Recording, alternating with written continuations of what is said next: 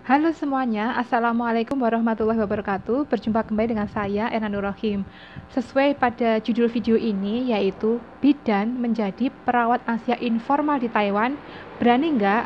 Nah, di sini saya karena sudah, ibaratnya saya itu sudah lulus ujian ya teman-teman. Artinya saya di sini telah menyelesaikan satu kontrak pertama saya bekerja sebagai perawat lansia informal di Taiwan. Satu kontrak pertama yaitu 3 tahun, dan ini saya menambah kontrak yang kedua sudah hampir hampir mau 1 tahun ya, bulan 9 nanti.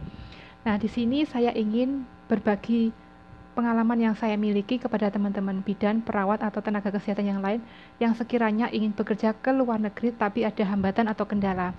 Nah, saya tiba-tiba ingin membuat tema ini karena saya kemarin itu mencoba mencari informasi bagaimana tenaga kesehatan itu bekerja di luar negeri. Saya melihat ada di Arab Saudi, di Jepang, itu ya teman-teman yang sekarang lagi rame-ramenya. Dan saya juga sempat dikirimi teman saya hasil di TikTok ya, bagaimana menjadi perawat di Singapura juga ada. Nah, setelah saya melihat salah satu video teman kita kesehatan itu, Mbak perawat itu bekerja di Jepang. Setelah saya perhatikan ternyata tugasnya itu sama seperti yang saya lakukan di sini sebagai perawat lansia informal di Taiwan. Untuk apa sih tugasnya? Nanti saya jelaskan setelah ini. Jadi perawat lansia informal itu kasarannya itu sebagai pembantu rumah tangga, tetapi itu kan apa ya, tidak murni seperti itu. Jadi di Taiwan itu kita pasti ada orang sakit yang kita jaga, yang kita rawat.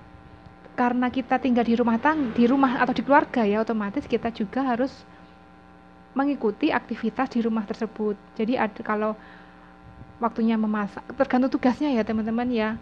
Kalau disuruh masak ya masak, untuk membersihkan ruangan rumah, dan untuk besar kecilnya rumah juga tergantung juga.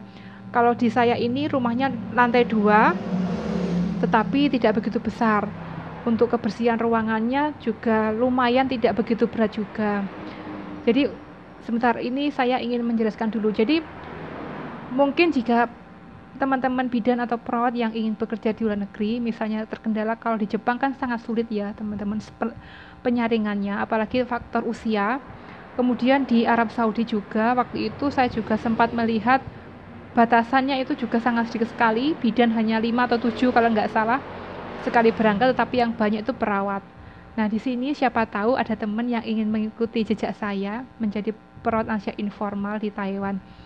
Tidak perlu gengsi, tetapi tergantung niatnya ya. Untuk masalah gaji, kalau kita bekerja di luar negeri pastinya sangat berbeda kalau di Indonesia. Memang gajinya bisa 10 kali lipat kalau kita bekerja di luar negeri. Kalau di Taiwan, perawat lansia informal ini sekarang ini sudah dibuka lagi ya teman-teman, dan gajinya itu naik sekarang menjadi 20.000 NT, kalau dirupiahkan kurang lebih sekitar 10 juta. Nah, itu kita itu sudah bersih.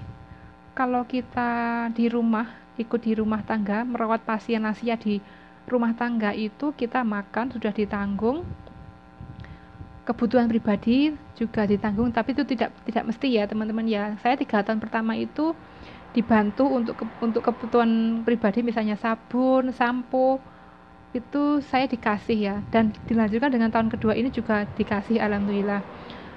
Untuk masalah jajan ya atau beli snack itu alhamdulillah di tempat saya juga los ya, diberikan. Jadi saya itu mendapatkan gaji utuh, kalau saya masih 17.000 NT teman-teman ya, tidak sampai 10 juta ya, sekitar 8 jutaan lah. Nah, jadi teman-teman silahkan apabila ingin mencapai cita-citanya yang masih belum tercapai karena masalah biaya, misalnya ada yang ingin melanjutkan kuliah lagi tetapi biaya belum ada, atau ingin menjalankan suatu usaha tetapi terkendala pada biaya, dan jika ingin mencapainya dengan bekerja di luar negeri, silahkan. Di sini karena saya merasakan sendiri, saya kira kalau teman-teman itu mencoba silahkan, tetapi itu tadi, untuk yang kita butuhkan itu bekerja di luar negeri kesiapan dari fisiknya, mentalnya, untuk kepandaiannya atau kecerdasan itu juga bisa dilatih ya teman-teman ya. Yang paling utama itu fisik. fisik dan juga mentalnya harus kuat. Jadi saya ini kalau suka dukanya bagaimana, imbang ya.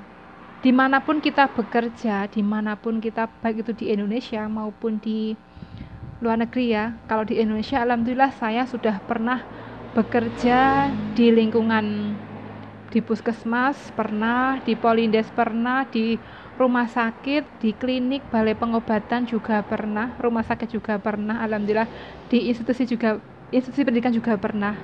Pada prinsipnya itu sama. Jadi kalau kita itu bekerja di dalam suatu tim itu, kita harus bisa menyesuaikan diri. Mental kita harus kuat dan kita harus bisa menyelesaikan segala suatu masalah itu dengan mandiri dan dengan baik.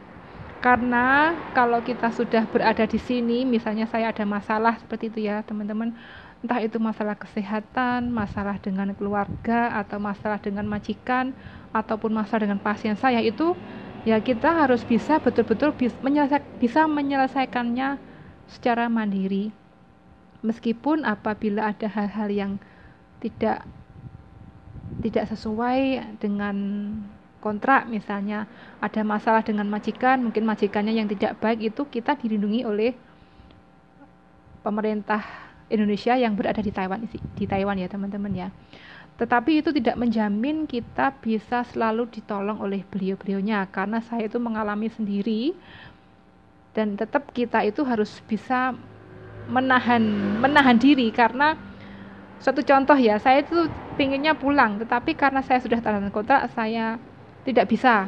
Artinya saya harus menyelesaikan kontrak sampai 3 tahun.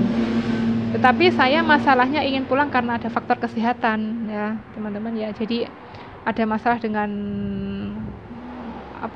kandungan saya gitu loh teman-teman ya. Akhirnya saya diantar berobat, alhamdulillah dapat pengobatan, dan sekarang sementara ya saya mengikuti pengobatan saja dulu sampai nanti pada batas yang tidak ditentukan. Jadi saya ini diizinkan pulang, tetapi harus menunggu pengganti saya yang belum tahu datangnya kapan. Tetapi oleh majikan saya dikasih tahu, kalaupun kamu menyelesaikan 3 tahun atau melanjutkan sampai 3 tahun tidak apa-apa, seperti itu. Jadi sepertinya ya saya masih gandoli gitu teman-teman, dan oleh majikan saya ditambah gaji gitu. Saya padahal tidak minta gaji. Jadi ini saya dikasih tambahan gaji, tetapi tidak boleh dikirim ke Indo, nanti disuruh menabung, terus nanti dibawa pulang pada saat nanti sudah pulang gitu loh teman-teman ceritanya ya.